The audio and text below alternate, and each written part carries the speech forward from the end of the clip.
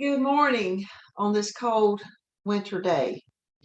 It may seem gloomy a little bit outside, but having you join in for Sunday school adds a glimmer of sunshine to the day. This is Saturday. It's not raining right now, but I understand that it may be raining by the time you open up and join in for Sunday school. Our lesson for today is session 7 in the quarterly. However, last Sunday in Sunday school class, we discovered that some quarterlies had some misprints. So if you don't have that in your book, then you can turn in your Bible to Ezekiel chapter 13, but put a marker there, and then also find Psalms chapter 139, because we're veering away a little bit from our chronological study of Ezekiel to commemorate the Sanctity of Life Sunday. Churches recognize the third Sunday in January each year as the Sanctity of Life Sunday. It began in 1984 when President Reagan proclaimed it should be the Sunday closest to January 22nd. On January 22nd, in 1973, the Supreme Court passed Roe versus Wade, which made abortion legal all across the United States. President Reagan was a strong anti-abortion advocate, therefore setting aside a day to celebrate God's gift of life, to commemorate many lives lost to abortion, and to commit to protecting human life at every stage, from conception to natural death. So with that being said, let me begin the lesson by moving to chapter 16 of Ezekiel. Here, God is giving Ezekiel a review of how he blessed the nation Israel, how he provided not just their needs, but he provided generously for them. And I'm going to read 4 verses that aren't in the book, but just to show how blessed Israel was. And it says, I clothed you with an embroidered dress and put sandals of fine leather on you. I dressed you in fine linen, covered you with costly garments. I adorned you with jewelry. I put bracelets on your arms and a necklace around your neck. And I put a ring on your nose and earrings on your ears and a beautiful crown on your head. So you were adorned with gold and silver. Your clothes were of fine linen and costly fabric and embroidered cloth. Your food was honey, olive oil, and the finest flour. You became very beautiful and rose to be a queen, and your fame spread among the nations on account of your beauty, because the splendor I had given you made your beauty perfect, declares the sovereign Lord. They weren't just given basic needs, they were given the best of everything. But then God compared them to an adulterous wife. They were unfaithful to God. They took their blessings and used them for idol worship. And they even went to the extent of human sacrifice. So the first scriptures for today are from Ezekiel chapter 13, verses 20 and 21. Moreover, thou hast taken thy sons and thy daughters, whom thou hast borne unto me, and these hast thou sacrificed unto them to be devoured. Is this of thy whoredoms a small matter, that thou hast slain my children and delivered them to cause them to pass through the fire for them? Before entering into the promised land, through Moses, God warned the people about forgetting him once their lives experienced the blessings of their new land. And that's not so different from us. As long as life is going smooth and we have everything we need and a lot of things that we want, we have a tendency to put God on the back burner. But when things blow up and we're facing difficult situations where we just find ourselves on our knees, well, at the height of Israel's wealth and glory under the reign of King Solomon, they entered into a time of deep spiritual adultery. They turned away from God. Solomon took many wives, and most of them were as political treaties or a part of a political treaty. And those many wives served many false gods because they were not from the nation of Israel. Solomon relied on his treaties with other countries more than he relied on God. So the nation drifted away from the God who had brought them from slavery in Egypt, who had put them in their own land, and had blessed them to the point of being envied by other nations. When the Israelites turned their back on God, they adopted worship of false gods, at least one of whose worship included child sacrifice. Now, these children, God noted, first belonged to Him. They were a gift from Him to the mothers who gave birth to them. This practice that they had gotten involved in was not short-lived. The southern kingdom, Judah, was involved in sacrificing children at least 50 years before that land fell. And it's not known how the children were sacrificed. Some records indicate that they might have been just thrown into a raging fire, and some others indicate that they may have been locked inside a hollow bronze statue with a fire built underneath it. In any case, their deaths were gruesome. Fire may not be involved with our modern day abortions, but if you read about the process that is involved or that is used, it's just as hideous and heartbreaking as what we just heard or what we just read in Ezekiel. The prophets of that day condemned all forms of social injustice. Any time when the strong oppressed the weak who had no one to advocate for them. Now, our next scriptures are also from Ezekiel chapter 16. And I think it's, did I say 16 or 13? No, I'm sorry. This is Ezekiel chapter 23. And it's going to be verses 36 through 39. The Lord said, moreover unto me, Son of man, wilt thou judge Aholah and Aholabah? Yea, declare unto them their abominations, that they have committed adultery, and blood is in their hands, and with their idols they have committed adultery, and have also caused their sons, whom they bear unto me, to pass from them through the fire to devour them. Moreover, this they have done unto me. They have defiled my sanctuary in the same day, and have profaned my Sabbaths. For when they had slain their children to their idols, then they came the same day into my sanctuary to profane it. And lo, thus have they done in the midst of mine house. When God asked if Ezekiel would judge Aholah and Aholabah, He wasn't really asking. It was a command that Ezekiel was to follow. Aholah represented Samaria, which was the capital of the northern kingdom of Israel. Aholabah represented the capital of Judah, which of course was Jerusalem. Now these two cities, he said, were like harlot sisters who were consumed by moral evils. They were spiritually unfaithful. They were morally impure. They were politically unjust, and they held a catalog of detestable practices.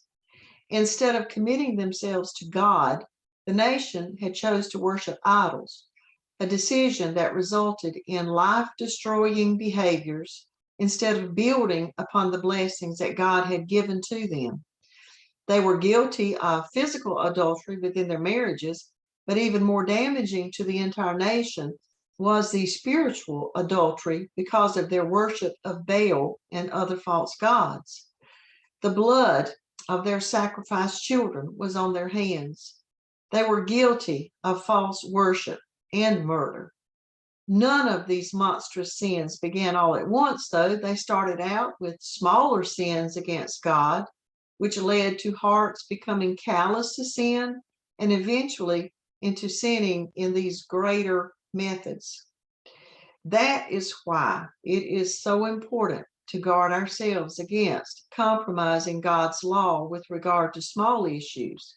Little sins lead to bigger sins until we have no conscience at all regarding sin in our lives. The Israelites lived these sinful lives and then thought they could become holy if they went into the temple as usual. Going into the temple was just a habit. It was not any form of worship whatsoever.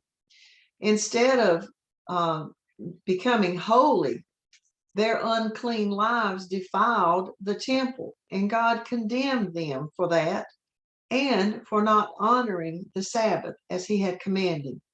The Sabbath, instead of a rest day and a day set aside for them for their benefit, was their burden. They couldn't wait for it to end so that they could continue with cheating others. God's word, each and every one, needs to be the controlling standard of each and every minute of our lives.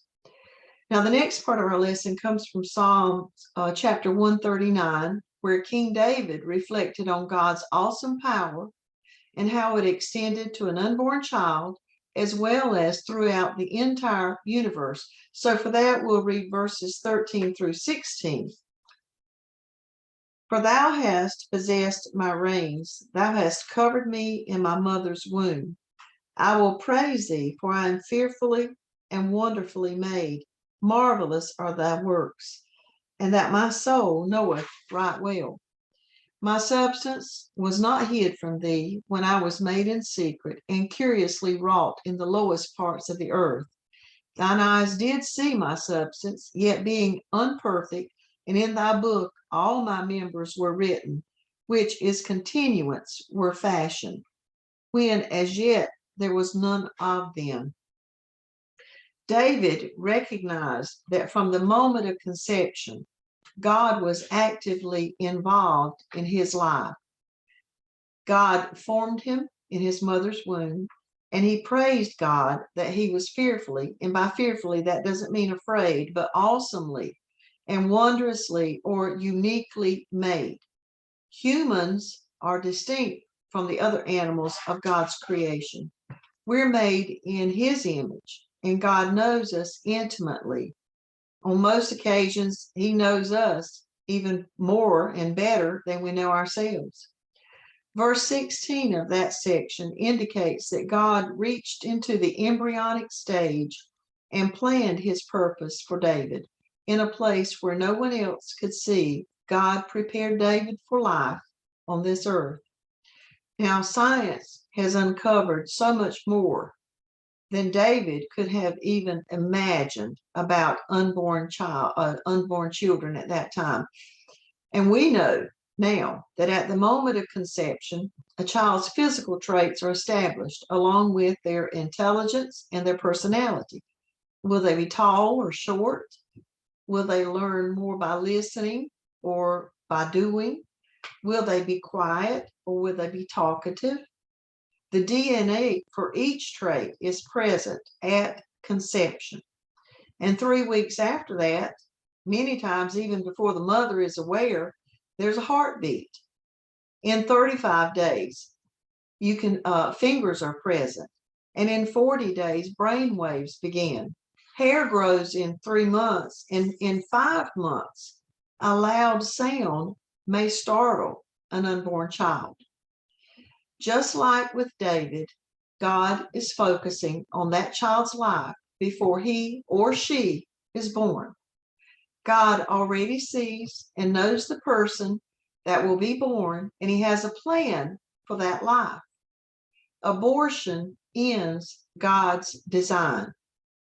Not only are we to value the unborn, but those who are born, the young and the elderly. Today, we observe the sanctity of human life. The passages from Ezekiel and from Psalm are bound together by God's value of all lives. God reminds us that all people are created in his image and are to be treated as valued by God. Ezekiel was called to confront Israel and how they devalued human life. David declared that God plans and gives each person distinctive qualities and purposes for his glory from the very moment of conception. Let our prayers be to see all people as God sees them, and to be thankful for his gracious, unfailing love for all people, including ourselves, when we aren't lovable at all. I want to thank you for joining in today. As many of you know, all services at our church are virtual for today and for the coming Wednesday due to COVID cases. So let's all do our part in trying to prevent the further spread of this virus. And if you have another minute or two, enjoy the music that's going to end this session. And if you can, join in again next time.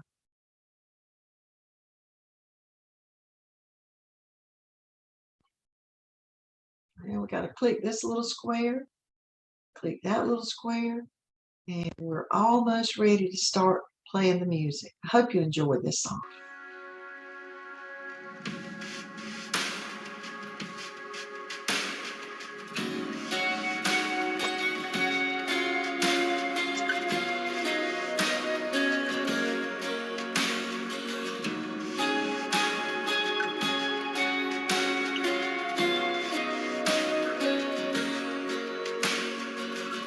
Before I spoke a word, you were singing over me. You have been so, so good to me. Before I took a breath, you breathed your life in me. You have been so, so kind to me. Oh, the overwhelming, never-ending, reckless love of God. Oh, it chases me down, fights till I'm found, leaves the 99. I couldn't earn it, and I don't deserve it. Still, you give yourself away. Oh, the overwhelming, never-ending, reckless love of God. Yeah.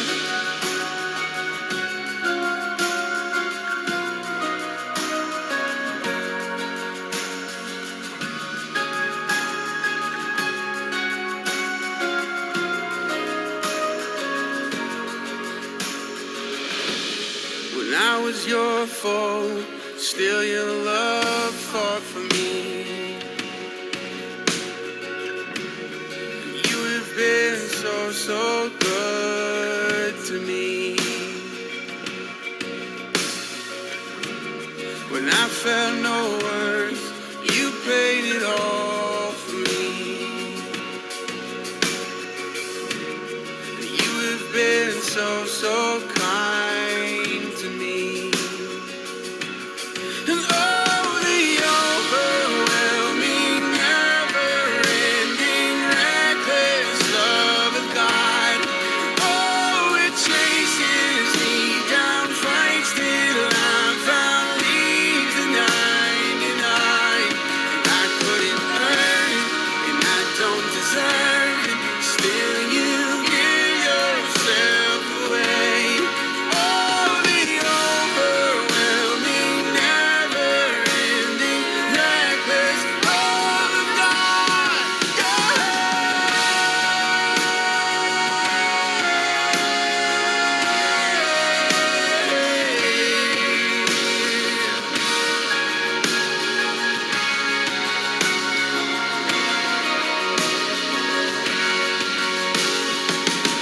There's no shadow you won't light up, mountain you won't climb up, coming after me. There's no wall you won't kick down, lie you won't tear down, coming after me. There's no shadow you won't light up, mountain you won't climb up,